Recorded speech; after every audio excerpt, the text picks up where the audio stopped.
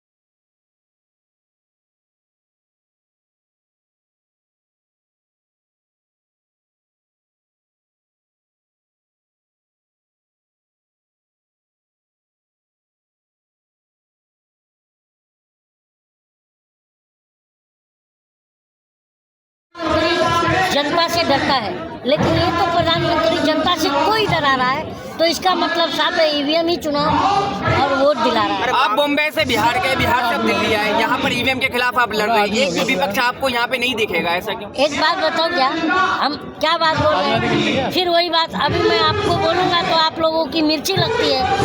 तुम लोग के वजह से जब कलम बिकता है, तुम लोग बिकाऊ हो, जब तुम लोग बिकते हो तो एक डरा हुआ समाज पैदा होता है। सुनो तो यार भाई, जब कलम बिकता है, आप कलम नहीं हो, तो आप बिकने वाली बात तो मैं वही बता रहा हूँ। सुनो तो यार, सुनते नहीं हो।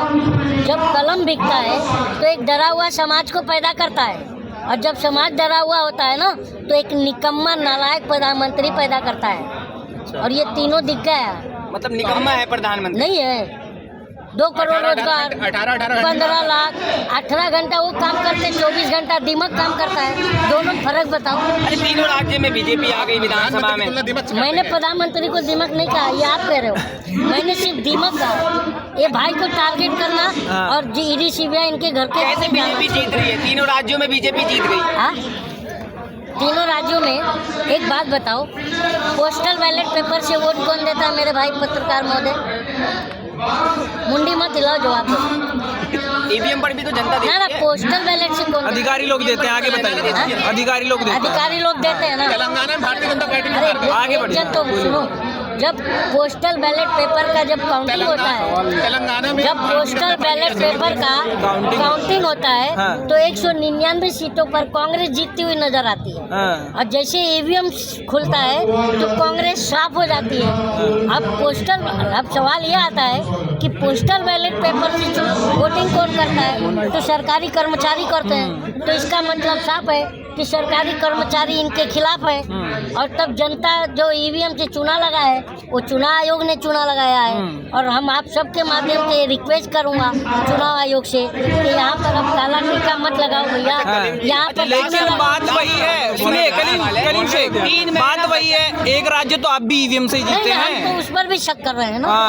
अगर वो सारा का सारा बेईमानी है। एक लास्ट सवाल, 3 महीने बचे, कैसे ईवीएम नहीं बंद करेंगे तो कम से कम वीवीपैट जो मशीन है वही काउंटिंग करो, जो और पर्ची हमारे हाथ में दो, हम खुद ले जाके जनता पर बॉक्स में डाल। काम बढ़ा रहे हैं आप चुनाव आयोग का? काम नहीं बढ़ा, काम बढ़ा रहे हैं। काम कर ही नहीं रहा है, बड़ा कहाँ से रहे। चलिए आप एक बात बताइए, चुनाव आयोग को इतना शेप कर दिया इस पर कानून ला करके, इस कानून में आपको पता है क्या है कि जो है चुनाव आयोग अगर फर्जी वोटिंग पीठासीन अधिकारी फर्जी वोट भी मरवाएगा तो उस पर क्रिमिनल केस नहीं होगा।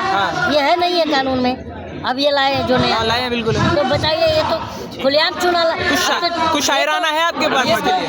हमारे कुछ शायराना है? धूल झोंक रहे थे ना, अब तो लगता है ये धूल नहीं झोंक रहे कुछ अपने अंदाज में अंदाज में ईवीएम पे कुछ शायराना कुछ क्या बोले वो जो तो भी है। शायराना में तो मुझे तो राज साहब याद आते हैं। बिल्कुल बिल्कुल, वो जो फरमाइए। बोलते हैं ना, खून से सनी हुई आस्तीन जीत गई, चुनाव हार गए सब मशीन जीत गई।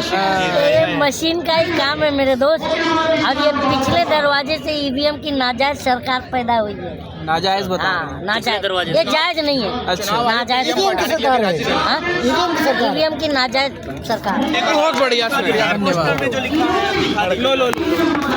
चोर किसको बोल, पकड़ना